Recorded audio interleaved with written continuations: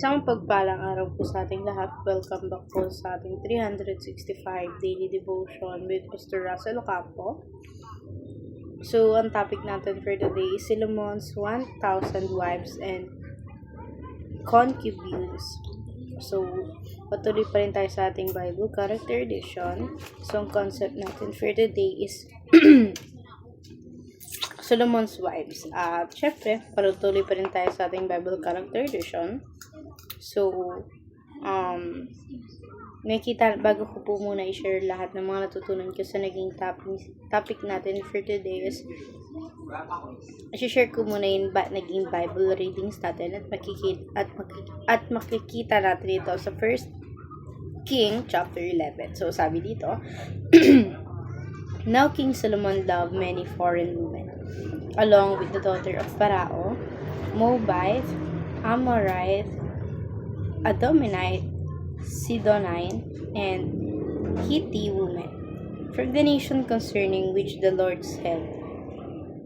had said to the people of Israel, You shall not enter into marriage with them, neither shall they with you, for surely they will turn away from your heart after their gods. Solomon clung these in love. He had 700 wives who were princesses and 300 concubines. And his wives turned away his heart. At sa Tagalog po, si Haring Solomon ay umibig sa maraming babaeng banyaga, sa anak ni Faraon, sa mga babaeng Moabita, Ammonita, Edomita, Sidonia, at Hateo. Mula sa mga bangsa na tungkol sa mga iyon ay sinabi ng Panginoon sa mga anak ni Israel, Kayo'y huwag makihalubilo sa kanila, at sila man ay huwag makihalubilo sa inyo, sapagkat tiyak na kanilang ililigaw ang inyong mga puso sa pagsunod sa kanilang mga Diyos. Umalingi si Solomon sa mga ito dahil sa pag-ibig. At ngayon po, share ko po lahat ng mga natutunan ko sa naging topics natin for today. Nagsisimula tayo sa ating teaching. First teaching, Solomon loved the Lord, yet he also loved many women. So, si Solomon bilang isang hari, minahal niya ng lubusan ng ating Panginoon, but then, nagkaroon siya ng affair and, syempre, mas nagmahal siya ng mas maraming babae.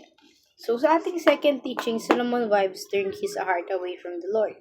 So, sa pamamagitan lahat ng naging asawa ni Solomon, sa dami nun, ang katiyakan na nangyari doon is napalayo yung puso ni Solomon sa Panginoon. Dahil bakit? Gumagawa na siya ng mga kasalanan na hindi niya naman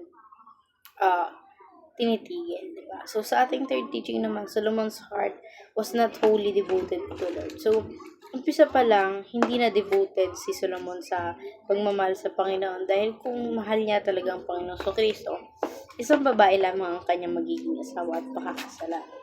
So, dadako tayo sa ating application. First application, devote your heart fully to the Lord. So, yung puso mo, buong puso mong mahalin yung Panginoon sa Kristo, buong puso mo siyang paglingkuran, buong puso mo siyang sambahin at siya lamang.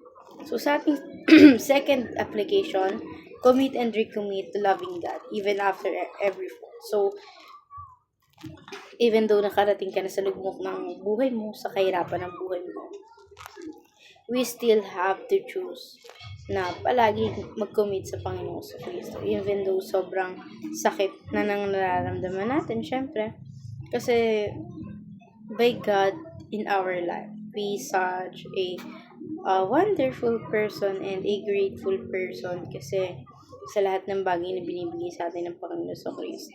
Lahat yun, hindi matutumbasan ang kahit naman dito sa mundo, di ba? So, sa ating third application, stop following people who lead you away from God. So, huwag natin hayaan na may mga taong nilalayo tayo sa Panginoon. But then, balik rin natin. Sila yung ilapit natin sa Panginoon sa Kristo at hindi tayo yung makapag-apekto sa kanila. So, dadako tayo sa ating last part, which is in discussion. Why should we neither lead other way from God nor allow ourselves to lead away from Him? So, para sa akin, bakit nga ba natin siya i-allow na mag-operate ng buhay natin? For me kasi, kung siya yung iaalaw natin mag-operate sa buhay natin, hindi tayo mahihirapan sa buong buhay natin. Kasi nga siya yung Diyos na may lalang ng langit at lupa. Of course, siya rin yung Diyos magbibigay sa lahat ng pangangailangan natin. So, ayun lamang po for our today's discussion. Thank you for watching.